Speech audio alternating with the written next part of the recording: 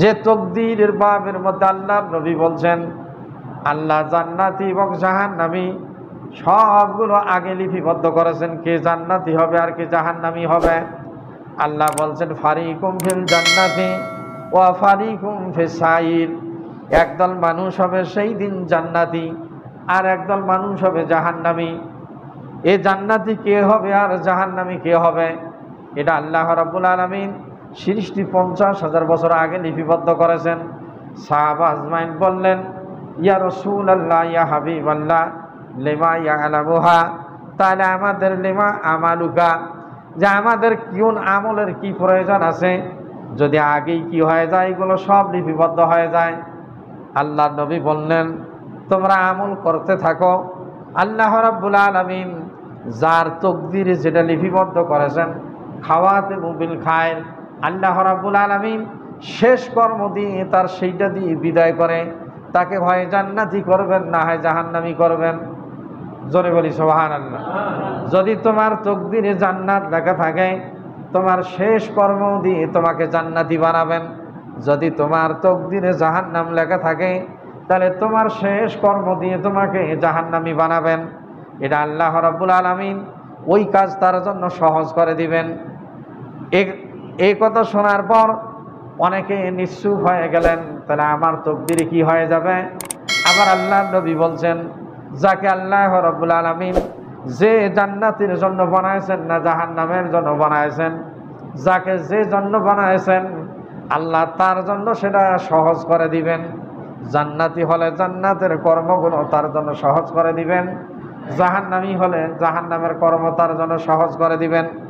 আবার হাদিসে আল্লাহর নবীও বলছেন একটা মানুষ সারা জীবন জান্নাতের কর্ম করল, জান্নাতের নেক আমল সারা জীবন করল, তার তকদিরে লেখা আছে সে জাহান্নামী।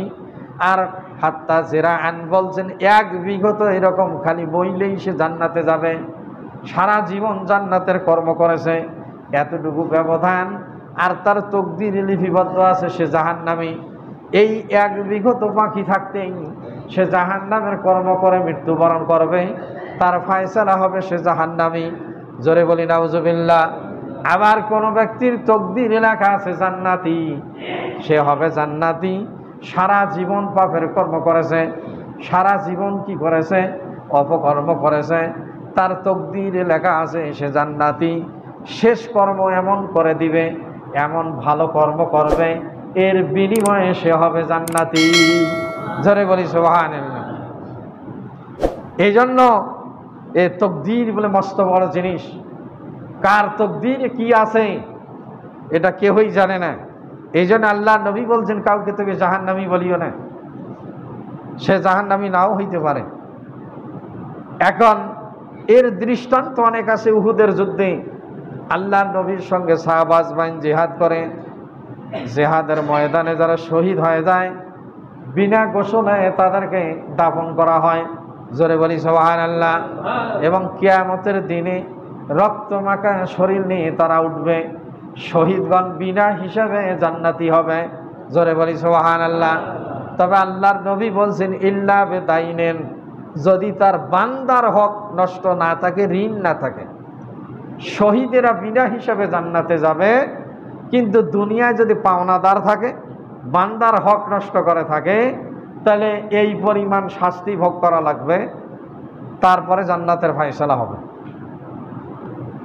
এই যারা নবীর সঙ্গে প্রত্যক্ষ জিহাদে অংশগ্রহণ করে শহীদ হয়েছেন এরা জান্নাতি।